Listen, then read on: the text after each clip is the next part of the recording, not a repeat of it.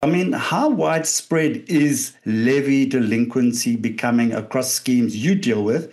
And at what point does it become a real systematic threat to the scheme solvency?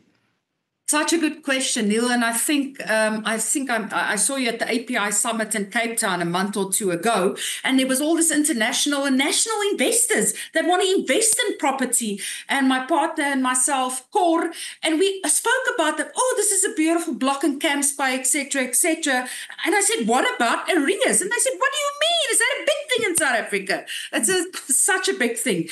If you look at the CSOS, this annual report for the 2023-2024, that's 2 financial years back, 62% of their matters, that is out of the 10,000, or out of the 15,000, at least is about 10,000 that only deals with arrear levies. So post-COVID, it's actually been even worse about inflation rising, interest rates, unemployment, weak enforcement, accelerated defaults, especially in lower and middle income schemes, unfortunately. So, and what does this mean for this systematic threat? That's huge. Cash flow collapse. We can't maintain the common property at the end of the day. What are we going to do?